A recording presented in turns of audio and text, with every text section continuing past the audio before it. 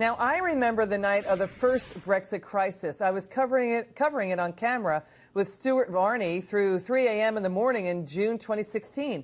It was one of the most dramatic, volatile, and downright scary trading sessions of the last decade.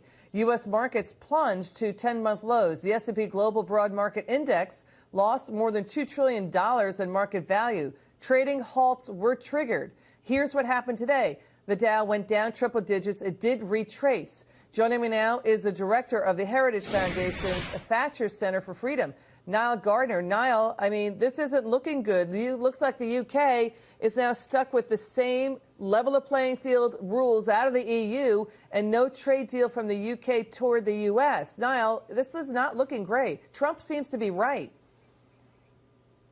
Yeah, I have to say you're right on this. I think this deal by Theresa May is an absolute disaster, and it's a hugely unpopular deal. An opinion poll came out this morning which showed less than 20% of the British public actually back it. Within the Conservative Party, Theresa May's own party, there is overwhelming opposition to this deal. We saw the resignation of 2 cabinet ministers today, the resignation of several junior ministers.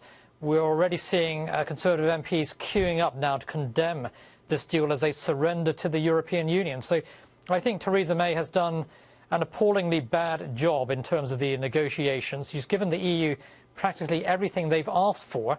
And I have to say it fundamentally undermines British sovereignty and the national interest, including Britain's ability to negotiate free trade agreements across the world, especially with the United States. And so I think all in all, it's been a really bad day here. I do hope that this deal will be defeated in the House of Commons when it goes before a vote on December the 10th.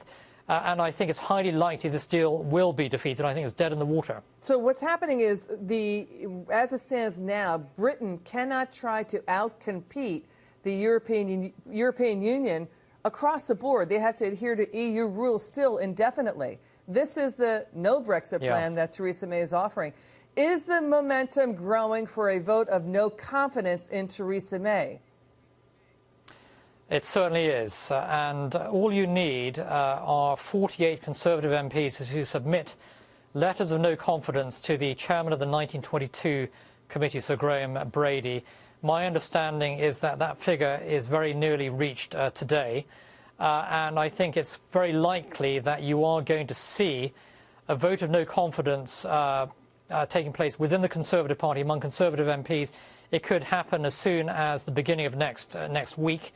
And I think that Theresa May could be completely defeated here, or she could be heavily wounded by this vote, in which case she has the option of either standing down or struggling to remain as Prime Minister. But it's very clear, I think, the British people have lost confidence in their own Prime Minister.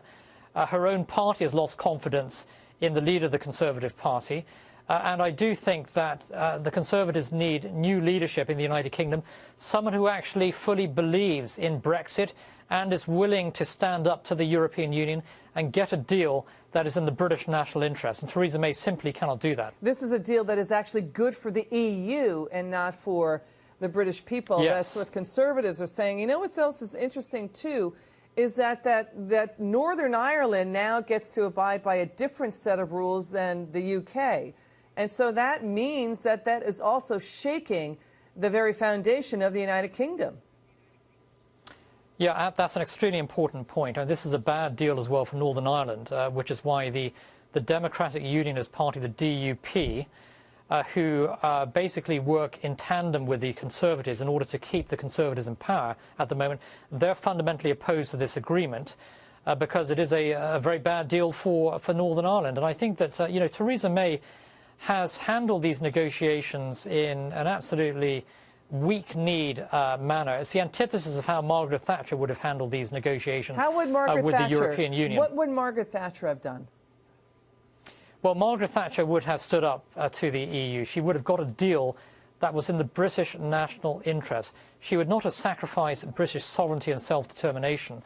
And Margaret Thatcher, before she passed away in 2013, was a very strong supporter of Britain leaving the European Union. I worked for her myself in a private office. And it was very clear that Margaret Thatcher believed that Britain was far better off outside of the EU, free to shape its own laws, trade and destiny on the world stage. And that's not what Theresa May is delivering at this time. It really is the opposite of how Margaret Thatcher would have handled things. Nile Gardiner, you're terrific. Come back soon, sir. Great to see you.